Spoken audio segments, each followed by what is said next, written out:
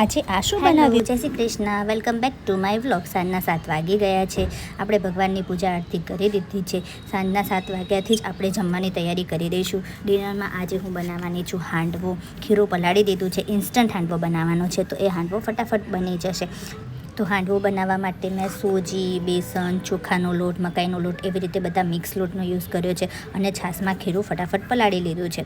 ખીરું પલાળી લીધા પછી તેમાં વેજીટેબલ એડ કરવા માટે ડુંગળી અને મરચાં બંને મારા ઘરમાં અવેલેબલ છે, તો બંને આપણે ચોપ કરી લઈશું અને પછી ચોપ કર્યા પછી વઘારની તૈયારી શરૂ કરશું.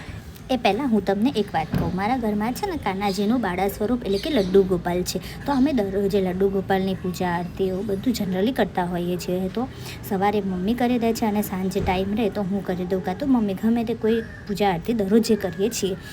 એટલામાં આપણા ચોપ થઈ ગયા છે ડુંગળી મરચાં ને એ બધું, તો આપણે પછી વઘારની તૈયારી શરૂ કરશું. વઘાર કરવા માટે તેલ, રાઈ, જીરું, વરિયાળી, તલ બધું જ મેં નાખી દીધું છે. બધા જ મસાલા કરી દીધા છે અને લસણથી વઘાર કરશું. હવે આ હાંડવો છે ને એટલો મસ્ત ટેસ્ટી અને એટલો ફટાફટ બની જાય છે. મારા ઘરમાં તો બધા જનો ફેવરેટ છે. ગમે ત્યારે હું ઇન્સ્ટન્ટ હાંડવો બનાવી દઉં છું. બધાને કે બનાવી દઉં તો બનાવી દઉં છું. જો તમારે આની ફૂલ રેસીપી જોઈતી હોય તો મને કમેન્ટમાં જરૂરથી કહેજો. હું એક અલગથી વ્લોગ બનાવીશ અને ફૂલ રેસીપી માટે, ને એમાં હું તમને બધું જ કહીશ કે કેવી રીતે બનાવવાનું, શું લેવાનું. અને આ બહુ જ હેલ્ધી છે કારણ કે એમાં મિક્સ લોટ યુઝ થાય છે, એટલા માટે.